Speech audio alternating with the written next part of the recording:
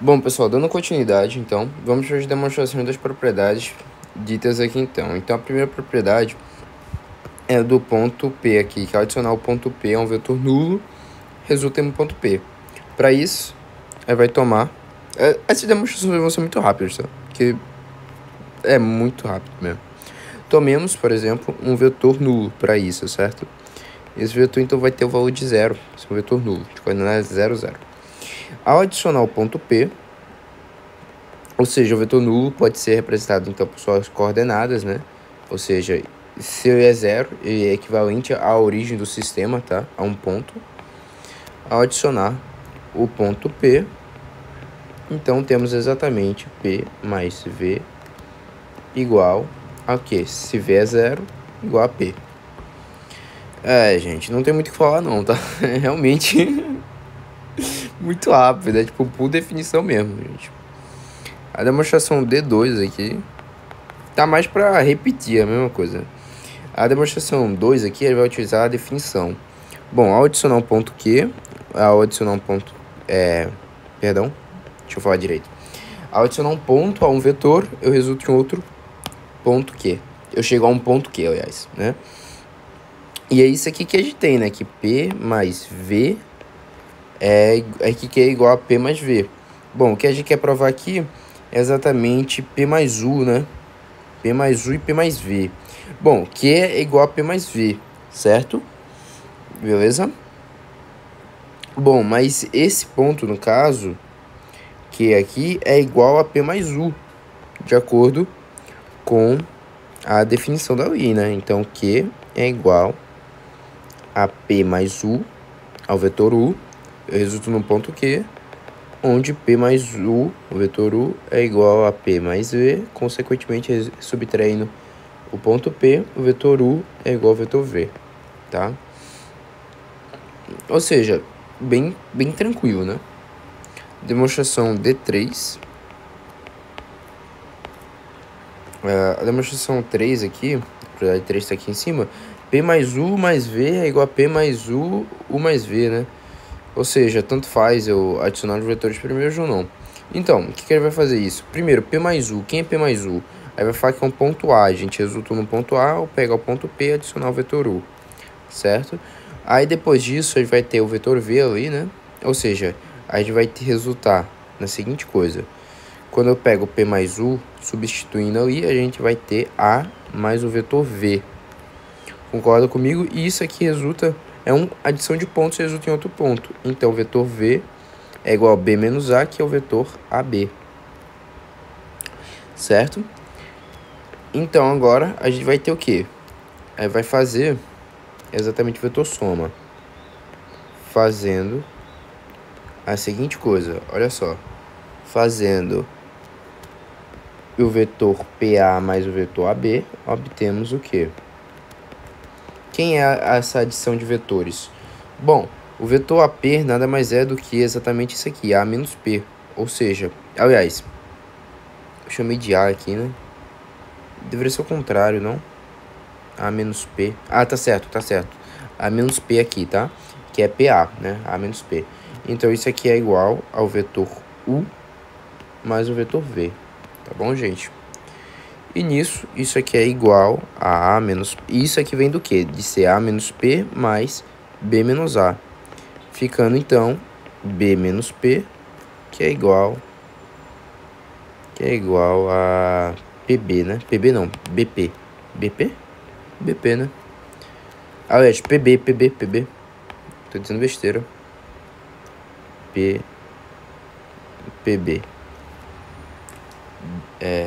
PB que dá B menos P. Exatamente. E BP, então, vai ser o quê? O vetor BP vai ser o ponto B igual a P mais PB, que é um vetor. Mas quem é PB? PB é U mais V. Então, U mais V. E fica demonstrado assim, tá? Fica demonstrado assim. E isso aqui é igual a P mais U. Depois adiciona o vetor V. E aqui fica como queira demonstrar, tá? Essa é a demonstração 3 e temos a demonstração 4 e a 5, né? Bora para 4 agora. A gente quer provar exatamente P mais V igual a Q mais V, que a gente faz de forma bem fácil. Basta a gente falar P mais V é igual a um ponto Q, né? Então, ao colocar isso aqui, eu tenho que se P mais V é igual a Q, eu coloquei o sinal de vetor aí sem querer, é igual a Q, aí eu tenho que usar outra letra, né?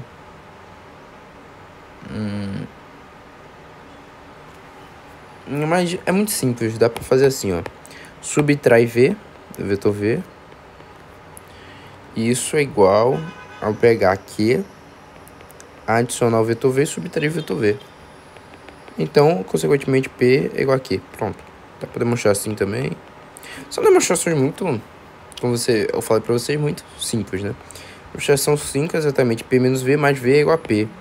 Bom, então dá pra usar a propriedade 5 pra provar a anterior. Mas, nesse caso, basta você fazer a mesma coisa, gente. Por quê? Porque tu pega V, tu adiciona P, tu subtrai V. Sendo que isso aqui é a mesma coisa de pegar P, V mais menos V. E isso daqui, o menos V é a existência do simétrico. A gente sabe que isso aqui é zero, então é igual a P. Acabou. São demonstrações que nem chegam a ser realmente demonstrações, tá? É tudo pela definição, então tá de boa. Então agora vamos ver base canônica, dependência e dependência linear. Aí mudança de base, como mudar um vetor de uma base para outra. E a partir disso, bom, eu sei que muita gente iria estar falando agora, ah, mas Matheus, em vetores também tem aquilo, né, regra do paralogramo, pá. Gente, sim, tem, e não é que não vá ser usado, mas, cara, não tem tanto, vai ter uso geométrico, de visão, mas não vai ter uso prático, pelo menos formal, tá? E como eu disse, já tem uma série de geometria analítica full completa, que a gente aborda tudo isso, mas aqui o objetivo é abordar o conteúdo de geometria analítica um pouco mais aprofundado e também de uma forma bem trivial também ao mesmo tempo, como vocês estão vendo, né? Eu só estou querendo buscar a definição de algumas coisinhas e trazer talvez um complemento ou uma, entre aspas, nova série mais curta, porém mais teórica, né? Não que minhas outras não fosse teórica, porque é brincadeira dizer o que eu não trago de exercício, né? Mas eu vou também começar a trazer exercícios, tá, gente? Relaxa. Bom, base canônica. A gente vai entender o que é uma base canônica agora. Basicamente, gente, base canônica. Eu vou resumir pra vocês. Dessa vez eu vou dar uma teoria mais tranquila. Uma base nada mais é do que eu tomar um vetor como representante e todos... A gente sabe qual é a definição de vetor, gente. Vetor nada mais é do que um segmento, nada mais é do que a classe de equivalência de um segmento orientado em relação a um conjunto de todos os segmentos orientados no espaço euclidiano, não é? E a gente toma esse representante de classe de equivalência. Então você concorda comigo que eu posso tomar um vetor em função do outro, que é exatamente a ideia de vetor. Então eu posso fazer exatamente isso e construir uma base, como assim? Eu tomar vetores unitários, tá, de módulo 1, ou seja, módulo comprimento 1, e em relação a eles construir outros vetores em suas dimensões, certo? E construir, então, colocar um vetor em função do outro, ou seja, criar um vetor com dependência do outro. Se esse outro não existir, logo ele não existe. Basicamente essa é a ideia mais ou menos de base, tá? E como que ele vai ver isso, ó? Saca só, eu vou pegar aqui no caso, representar o espaço R3, tá? Tá aqui, ó, representado o espaço R3, XYZ, tá? E aqui eu vou escolher, por exemplo, um vetor. Bora escolher esse ponto aqui, e aqui eu vou traçar o vetor V. Opa. Deixa eu ajeitar aqui, pessoal. Pronto, aqui. Certo? E aqui tem o vetor V, então. Certo? Dado esse vetor V, eu vou ter um ângulo de inclinação em relação à base dele, né? Vou chamar esse ângulo de θ. Certo? Observe que eu teria exatamente, eu posso representar em relação a esse vetor, meio que vetores projetados em certas dimensões, certo? Ou seja, nessas direções. E essas projeções de vetores eu posso tomar vetores unitários valendo uma unidade. O vetor, por exemplo, na horizontal, que seria aqui no eixo x, geralmente é o vetor i unitário. Ou seja, unitário significa dizer que o módulo desse vetor é 1, tá? Todos os módulos desses serão iguais. Então, eu vou tomar o vetor i, vou tomar aqui o vetor j, unitário também, vou tomar o vetor k aqui, tá? E todos os módulos dele, lembrando, são iguais a quanto? A 1. E então, eu represento todos os outros vetores a partir deles. Por exemplo, se eu quisesse representar um vetor A na direção, sei lá, um vetor, qualquer vetor, como que eu faria? Gente, saca só, olha para, você vai especificar a sua visão e utilizar a definição de escalar, né? Calma, cadê a definição de escalar? Essa definição, 2.2.2, e vai usar a mesma ideia de vetores com a mesma direção. Você sabe, então, que vetores com a mesma direção, a gente sabe que nada mais é do que um escalar multiplicado por esse vetor gera esse outro vetor, não é? Então, vetores com a mesma direção obedecem exatamente essa proposta matemática, certo? Então essa definição vai nos ajudar aqui, porque olha só, se eu pego o eixo x e eu quero pegar exatamente esse vetor P representado, eu posso exatamente representar qualquer vetor A aqui, pois ele vai ter a mesma direção de I, e representar exatamente esse vetor A como sendo um escalar, lambda, vou pegar aqui como exemplo, multiplicado pelo vetor I, sacou? Isso no eixo x. Ah, saquei. E esse escalar, lambda, a gente chama de x. Só para correlacionar com a ideia que está no eixo das horizontais. E aqui o vetor i, multiplicado pelo vetor i. E observe que não é só isso, pois ainda tem mais. Esse vetor a, por exemplo, que eu posso tomar, ele pode estar escrito no R2. Então, se ele está escrito no R2, por exemplo, está aqui o vetor a, ele vai ter projeções tanto em x quanto em y. E isso vai representar ele. Ou seja, eu posso escrever como uma soma de vetores em relação aos seus componentes. Ou seja, y vetor j. Já que o módulo desses vetores aqui resulta nele mesmo. E isso aqui para o espaço R2. E para o espaço R3 a gente considera exatamente o k. Então, j mais zk. Tá bom? Isso para o espaço R3. Certo? E a gente usa exatamente essa definição de colinear, né? De mesma direção. Essa é sacada, tá? E como são módulos de vetores unitários, tá de boa. Sacou, pessoal? Então, é daí que vai vir essa ideia, tá? É daí que ele vai utilizar essa ideia. Vai trabalhar também com norma de um vetor. Eu vou falar sobre a norma de um vetor direitinho, tá? Não agora, necessariamente, ele tá falando de norma, mas eu vou falar de norma de vetor também. Aí vai falar sobre algumas coisinhas, alguns truques que a gente vai utilizar, tá? Antes de falar sobre norma de vetor e afins. Bom, então a gente vai ter isso aqui de base canônica, tá? Essa sacada, essa ideia aqui.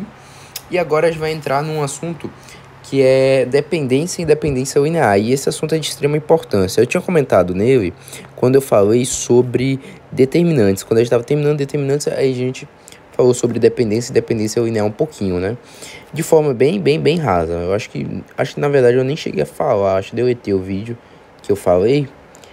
Que tem um vídeo específico para falar sobre isso. Bom, como eu disse no início, em algum vídeo eu sei que eu disse que dependência e dependência linear nada mais é do que eu saber escrever uma coisa em função da outra dependendo de forma linear. Basicamente é isso. E vetores eu posso, como vocês viram aqui, escrever eles um em função do outro. E se esse outro não existe, logo ele não existe, né? Ou seja, eu tenho um caso de dependência, tem vetores que eles dependem de forma linear. Ou seja, é uma combinação linear, é uma combinação, tá? É um agrupamento de outros vetores e tem outros que são linearmente independentes. Eles independem se esses vetores existem ou não, sacou? Então é isso que a gente vai utilizar. Bom, então para isso a gente vai utilizar a definição 2.4.1, em que ela nos enuncia que dizemos que o vetor U pertence ao espaço vetorial V3, é uma combinação linear,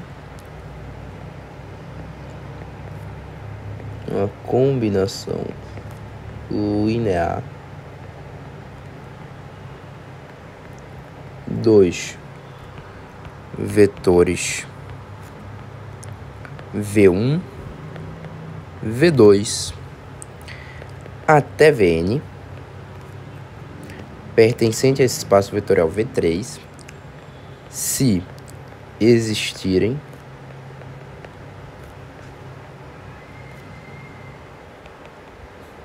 escalares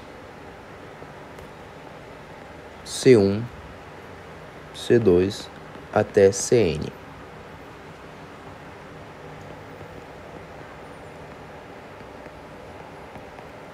Tais que esse vetor U, ele pode ser escrito como C1, V1 mais C2, V2 até Cn, Vn. Tá? Que a ideia é exatamente do que? Porque o vetor pode ser escrito assim, pô, eu tenho vetores, primeiro, suponha que não tem esses vetores. O vetor U é igual a C1, V1. Ou seja, são vetores que têm a mesma direção, né? E assim eu posso fazer para os outros vetores também. Eu terei essa relação. Mas se eu juntar esses vetores, será que eu não gero um vetor maior com a mesma direção e sentido? É meio que essas ideias, mais ou menos isso. Porém, não exatamente isso, pois aqui está escrito como uma adição total dessas parcelas da existência desses. Aí pode representar também isso aqui como somatório de um a n, né, de ci até o vetor vi, tá bom? Essa é a ideia aqui, tá? Essa é a definição dos 4.1, né, que esses vetores podem ser escritos desta forma. E agora vai definir o que? O que seria eles serem linearmente dependentes ou não. A gente vai utilizar um teorema, também vai construir um teorema e vai exatamente demonstrar este teorema, tá? Que vai ser de fácil ajuda pra gente. A definição, então, agora 2.4.3, que é para entender a utilidade da definição anterior. Dizemos que os vetores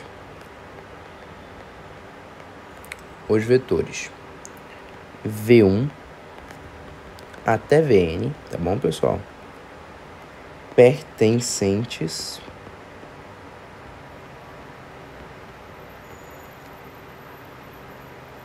a um espaço vetorial V3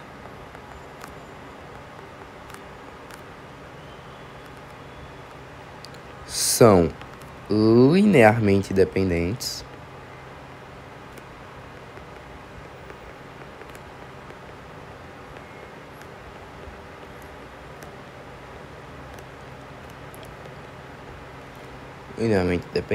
ou seja, L e D, tá?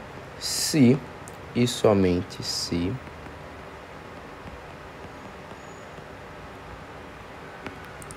existem escalares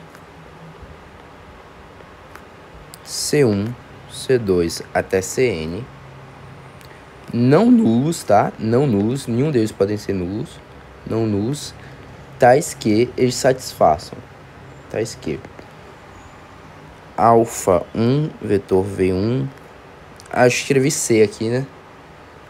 Escrevi C aqui, deixa eu colocar aqui C, C1, V1, C2, V2, até assim por diante, até Cn, Vn, seja iguais a um vetor nulo. Assim admite solução não trivial. E depois ele vai falar o que seriam linearmente dependentes. Aliás, eu vou falar aqui mesmo, tá? Em vez de construir outra definição. Mas vocês podem construir outra definição com o mesmo enunciado. Dizemos que os vetores V1, V2 até Vn, ou seja, esse conjunto de vetores pertencente a esse espaço vetorial V3, são linearmente independentes, tá? Linearmente dependentes, perdão, eu escrevi errado, dependentes. Linearmente dependentes É o ID, porque senão, se for linearmente independente, seria o ID, tá? Se e somente se existem escalares C1, Cn até Cn não nulos, ou seja, por que eles não podem ser nulos? Qual é a ideia? Se eles forem linearmente dependentes, significa que eles não dependem dos vetores deles, pois os escalares são todos iguais e são iguais a quanto? Zero, ou seja, obviamente isso aqui seria um vetor nulo, entende? Porque a solução é trivial, é zero, tá ligado? E logo eles são independentes, eles dependem dos escalares. E aqui eles dependem dos valores dos escalares para que se torne exatamente um vetor nulo. É basicamente isso, tá? Pela definição. Então, linearmente dependentes, LID, nada mais é do que a solução trivial acima.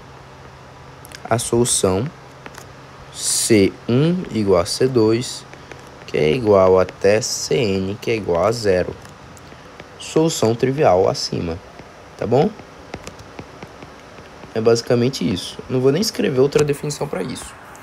Bom, a partir desses conceitos, a gente vai ter um teoreminha, que é como a gente... Porque esses conceitos aqui, observe que permite que a gente escreva um vetor em função de outros vetores, logo que a gente mude de base, tais como a gente estava fazendo aqui. Porque se eu, então, escrevo um vetor em função do outro, eu estou mudando a base dele, entende? Então, isso vai ser muito útil, pois quando eu quiser mudar o vetor, colocar ele em função de outros, eu vou ter que mudar a base dele. E a ideia, inclusive, de projeção, exatamente o que? Projeção vetorial. Olha só que sacada, projeção vetorial. Então, usando mudança de base, a gente pode exatamente realizar isso daí com mais tranquilidade, cara.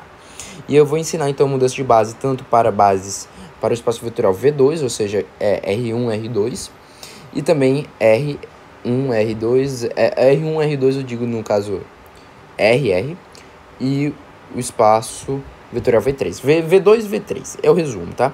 Vou dar exemplos, ele vai ver exemplos práticos. Exercícios, você fala, Matheus, eu queria ver um exercício e tal. Aí vai fazer exercício também, mas como eu disse, eu tô focando aqui mais na teoria. Então a gente vai prosseguir com teoria. Aqui não vai ter exercícios, tá? Exemplo, vai ter, tá? A gente vai ter...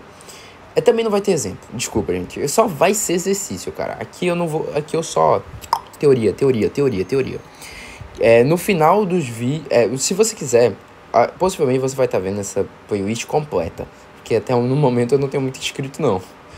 E também não tenho muita visibilidade e também nem me importo com isso. Só tô pra revisar mesmo, porque pra quem não sabe eu uso meus vídeos pra revisar também. E eu vou enviar todos, né? Todos os vídeos aqui de geometria analítica teóricos. Então, se quiser, no final de todos os vídeos enviados, eu vou mandar exercício do básico até um pouco mais difícil. Até um nível que eu consigo, obviamente, fazer. Ou seja, eu também não consigo um nível muito difícil, não acho isso. Mais alguns exercícios para a gente fixar, tá bom? Então, a gente vai colocar um teorema aqui e vai deixar a demonstração para o próximo vídeo, que é o teorema que no livro ele coloca 2.4. Aliás, na nota de aula, né?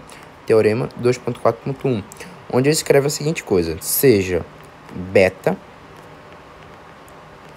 o conjunto de vetores V1, V2, V3, certo? Uma base ordenada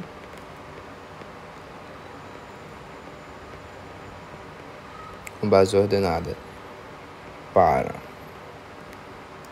o espaço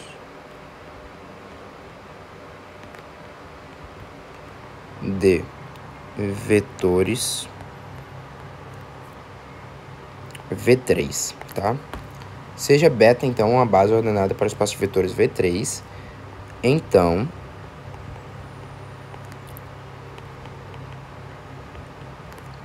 todo vetor U pertencente ao espaço vetorial V3 pode ser escrito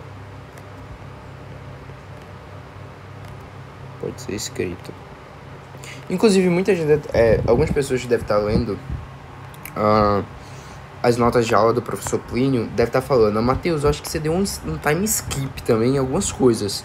Tipo, dependência e independência linear. Tinha a outra definição de serem linearmente dependentes, porém eu já falei aqui o que era. Mas tinha também, né, sobre sistema de potências de geração de vetores, né? Mas, gente, eu tô pulando algumas coisas que, cara, são coisas que são úteis quando você tem um exercício para trabalhar sobre aquilo. Porém, não necessariamente, até onde eu sei, trabalham muito bem isso, tá? Então, quer dizer, não a princípio numa matéria de geometria analítica. Eu mesmo, o meu professor, eu acho que é excepcional porque ele tá dando geometria analítica muito próximo de um nível de álgebra linear. Ou eu tô viajando mesmo. Enfim, muito próximo, eu digo, ele tá nos reforçando conceitos muito bons. Então, não acho que tenha necessidade também de eu abordar sobre tudo aqui. E eu já tenho uma série de geometria analítica, você junta com isso, cara, fica perfeito. Dificilmente você vai ter um exercício que vai errar. Bom, pode ser escrito de modo único.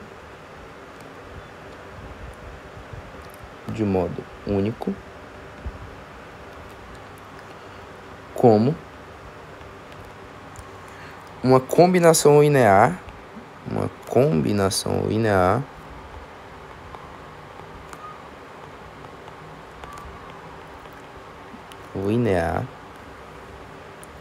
De vetores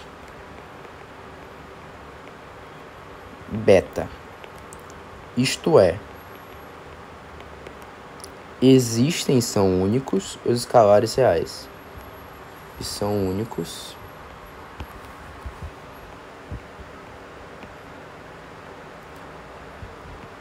os escalares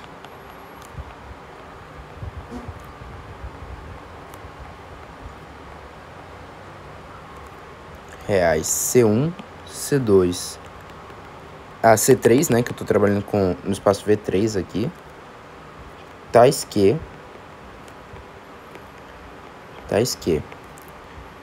eu tenho o vetor U escrito como C1, V1, ou seja, estou mudando a base, C2, V2. Inclusive, tem uma pegadinha aqui que você tem que prestar atenção, tá? Para não errar na hora da prova.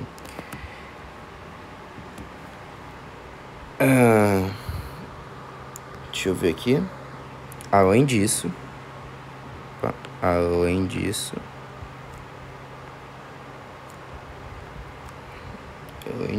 dizemos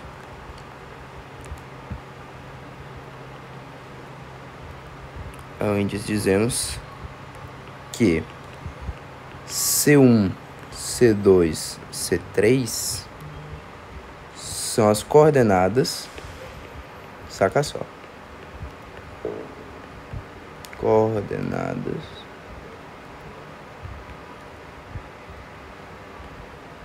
do vetor U com relação à base ordenada B. Tô tentando escrever aqui juntinho. Com relação à base ordenada beta, né? Que denotamos pela matriz coluna. Por isso que eu ensinei matriz coluna, determinantes, de forma aprofundada. E, obviamente, porque matemática básica eu tinha que ensinar, né? Tem uma série aí completaça, velho. Completaça. Com o teorema de Binet, teorema de Jacobi, teorema de... Até esqueci os teoremas. Ai, deixa eu ver mais. Teorema... Tinha um lá, mas esqueci agora, cara. Meu Deus. Enfim, tem alguns teoreminhas. C1, C2, C3. Denominada matriz de coordenadas do vetor U. Denominada matriz de coordenadas. Matriz de coordenadas do vetor U. E aí vai comentar sobre essa e vai demonstrar esse teorema. E vocês vão entender na prática, já na demonstração, como é esse teorema. Coordenadas do vetor U. Certo? Então fiquem com o próximo vídeo.